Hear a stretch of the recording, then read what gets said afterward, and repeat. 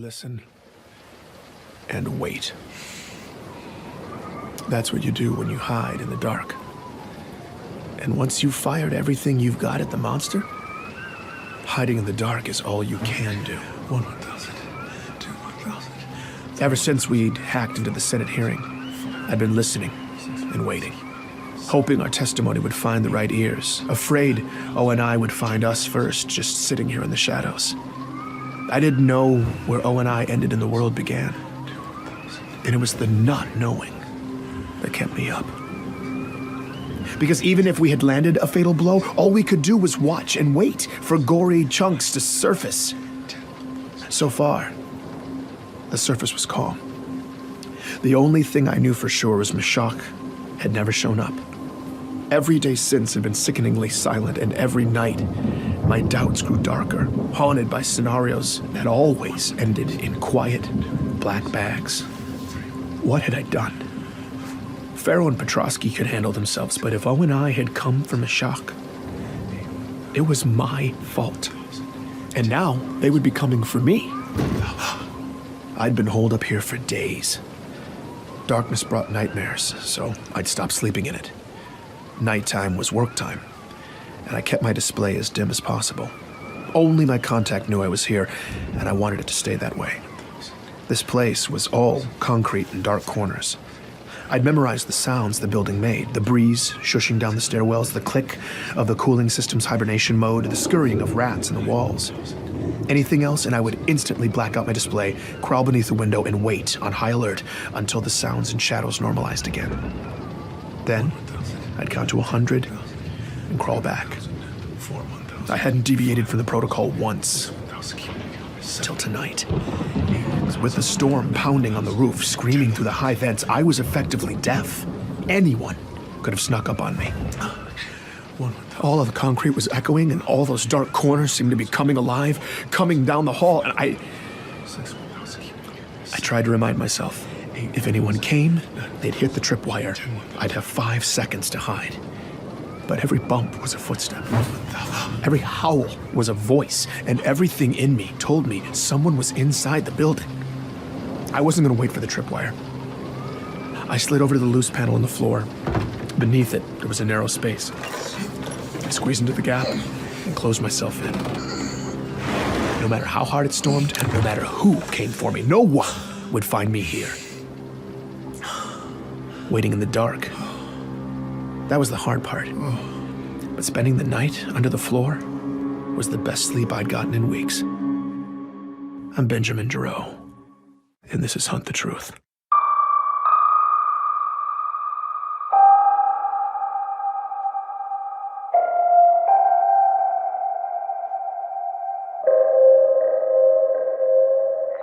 Speaking from the steps of the Congressional Plaza today, freshman Senator Andrew Del Rio issued a formal statement addressing last month's embassy massacre on Biko. It's not a promising sign for democracy when a catastrophe touches a majority of the voters, and seemingly every politician in the UEG was trying to leverage the public outrage into talking points. Everything from military spending to tax relief. Not Senator Andrew Del Rio, though. His sights were centered on one narrow target. Of the fallen Spartan yet. So, the Master Chief stormed an assembly of peace activists and began to gun people down. Now, I'm sorry, but the Spartan 2s are fundamentally flawed and dangerously outdated. They are an embarrassment and danger with their rusting tech and degraded neurology. But we just keep bleeding taxpayers dry.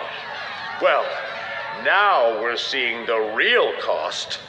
That program isn't built on faded glory, but faded principles.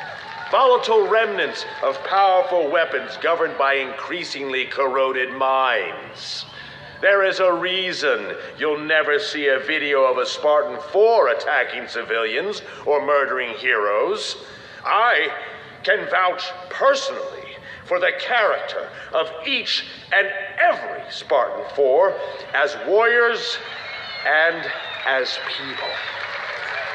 After the tragic events on Biko, I don't think there's a person alive who could say the same for the Spartan 2s. Mark my words. If we fail to decommission the Spartan 2s, there will be more Bikos, and there will be more massacres. Nobody wants to say it, but damn it, somebody has to. For those 19 families whose loved ones are never coming home because of this false Spartan, this broken bastardization of a soldier who would abandon his post, dishonor his uniform, and slaughter the very people he's sworn to protect. In the name of decency, it's time to tear down that statue and put down the Master Chief. I had to hand it to Andrew Del Rio. The man had focus. However much I hated Del Rio, and the whole propaganda machine, the leaks, the video, the report, they didn't lie. The chief shot Ambassador Sakibo's bodyguard at point-blank range, grabbed the ambassador, then escaped with the alien delegation in a hail of gunfire and dropped off Sakibo's body the next day. Those were the facts. And no matter how corrupt these politicians were, I couldn't argue with the evidence. Chief needed to come in and face due process so we could know the truth. I still believed in the chief. I believed that his legend would be restored, and I knew that there had to be more to this story. I don't know if I'd become overconfident by daylight or distracted by Del Rio, but I didn't even hear the intruder until they tripped the alarm. Oh, God. Oh, God. Crap. What? Ray? Is that you? Yeah. I'm caught in your booby trap. What are you doing here? You weren't supposed to come until tomorrow. You scared the hell out of me, man. Okay, can we hold that thought? I'm all wrapped up in, like, dental floss and camping gear, and this looks like something my daughter would make. Well, the tripwire wasn't dental floss. It was fishing line tied to my mess kit balanced on a ledge. Here, just get very effective, actually. Pick your foot up. You look terrible. Oh, thanks, Ray. My life in exile wasn't glamorous. Cot, toilet, sink. My clothes doubled as bedding. Outside of research, my daily regimen featured canned goods, sink washing, stretching, and security checks. I felt like I was back on the front lines. Place looks also terrible. Super helpful, Ray. Thank you. Wait. What route did you take to get here? Did you avoid Relax. the, I took maximum precautions, Ben. As far as any unethical government surveillance is concerned, I'm still eating Thai food near my house. I quickly learned Ray had nothing on Mashak, nothing on Congress. Okay, but then what? News from the fashion world? What do you got? That, or the truth about Biko. Apparently, after a Mashak slush combing tutorial, Ray had been listening. And a few days ago, he'd hit on an exotic frequency going somewhere it shouldn't. The Sanghili, the alien race from the Biko peace talks, had sent an official transmission to UEG servers on Earth the day after the leaks. And on their end, the government had buried it deep. That's the Sanghili clan leader saying they had nothing to do with the massacre. And the demon wasn't responsible either. And neither did the demon. The Sanghili referred to the chief as the demon. Probably because Chief had killed thousands of their soldiers over the years, so they weren't doing him a solid. Besides, the Sanghili were all about the truth. If they shut up your embassy and sent you a message about it, it would be boasting about kill count, not an appeal for justice. Why do you sit silent while your people demand unjust blood? He's making it sound like Biko's lusting for vengeance. Huh? No, I've been looking at Biko for days. Look, it's totally peaceful there. Exactly. I did some checking, though. That feed is an old loop. The Outer Colonies are mostly cut off from us, but someone's cut Biko off from everybody. Nobody outside Biko knows what's happening there, and it's ugly. Ray had managed to track down Ravi, a scavenger who had made his living going terrible places, then selling intel to the highest bidder. He'd been sitting on Biko fact-gathering since Sakibo's funeral. And for this job, Ray was getting his money's worth. Protests, riots, martial law, but since the funerals, not a single prominent figure on Biko has said a word about any of it. At least not in public. Off the record, Ravi's embassy contacts were livid. Sakibo's people wanted to make a statement, clear the Sanghili, but they couldn't. The magistrate, Laurel Adams, had silenced the leadership and the media. Nobody was talking. How does she have the authority to do that? She doesn't. Adams is a puppet. The gag order came from Earth. The UEG? Why would they squash the massacre? To protect the chief? Nope.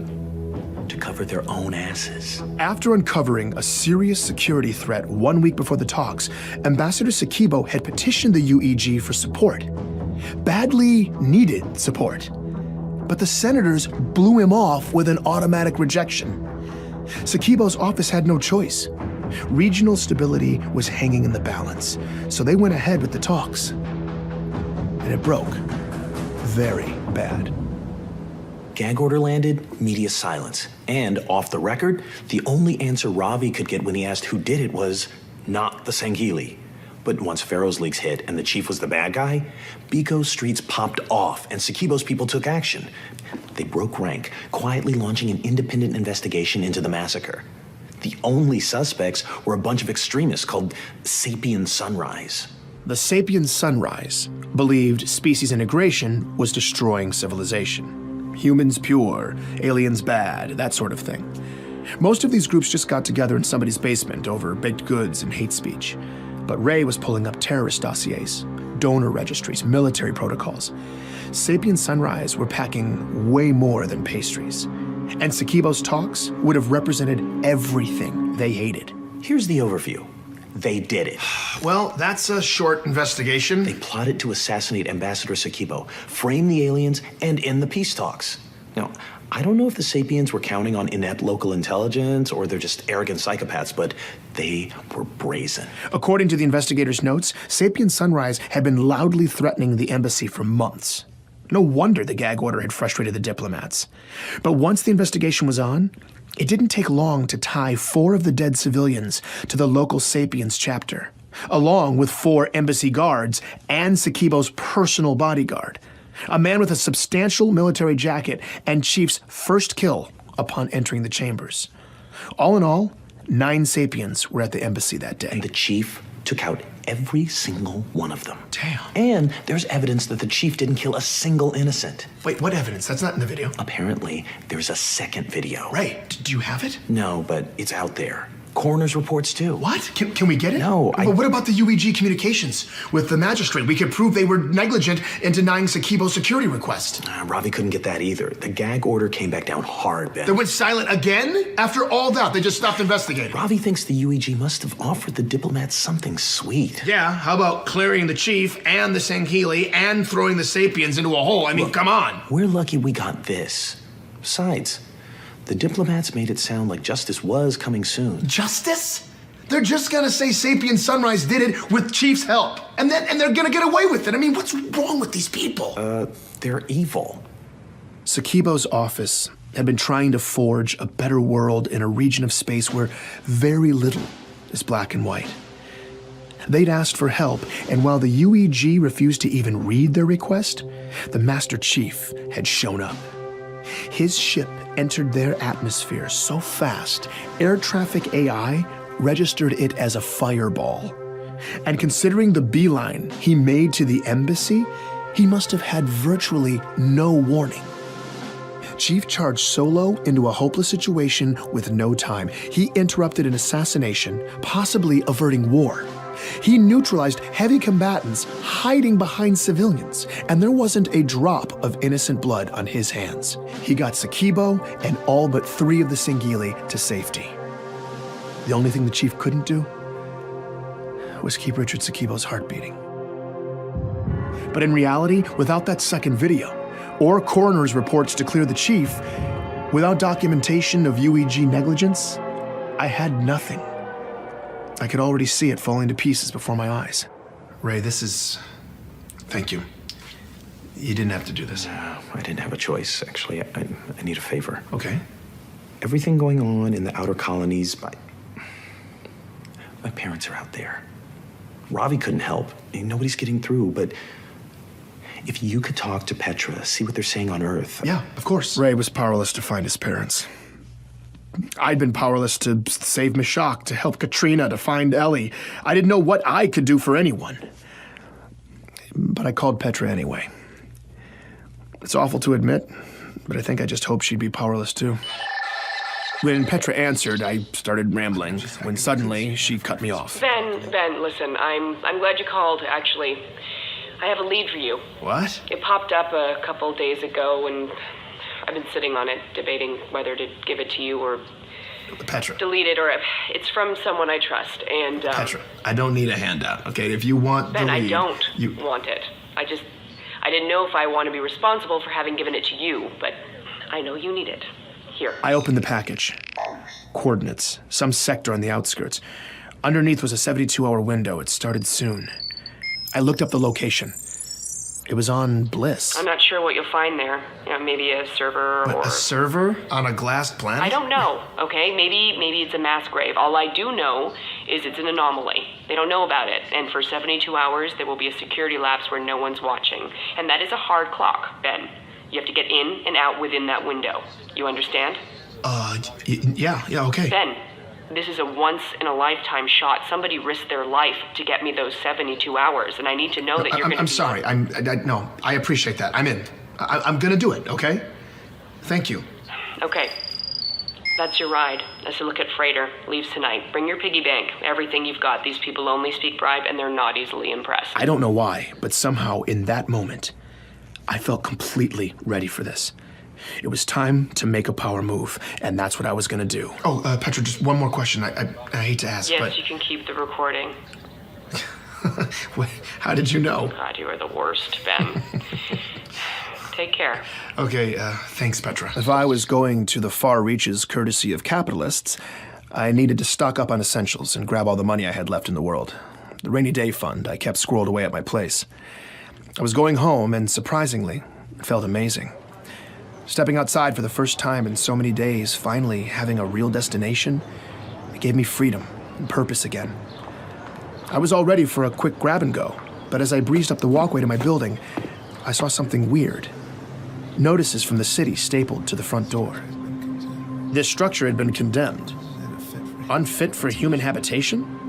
What the hell was this? My key scan still worked, though, so I pushed into the dim entryway. The power was off in the building. It was silent. And every door down the length of the hall was ajar. What in the hell? Hello? As I moved down the silent row, I glanced into my neighbor's apartments. Hello? Everything inside. Furniture, fixtures, pictures, windows. Everything had been draped in clear plastic sheeting that stirred as I passed. The second floor was the same way, silent. Every door open, every last inch inside covered in plastic. As I turned the corner, though, I noticed my door, still damaged from Petra's boot, was closed. It was the only closed door. I pushed it open, and my guts collapsed inside of me. Everything was gone. The entire apartment had been gutted. There's nothing. Everything, down to the light fixtures, the appliances, the cabinetry. They'd pulled up all the flooring, stripped all the trimming, ripped out all of the plumbing. All of it was just gone, without any hint that it had ever been there in the first place. As a breeze moved in through the gouged out sockets where my windows had once been, I realized it had gotten dark. The monster had been here. It had come inside my home. And now everything I had been completely erased. Please join me for the next episode of Hunt the Truth.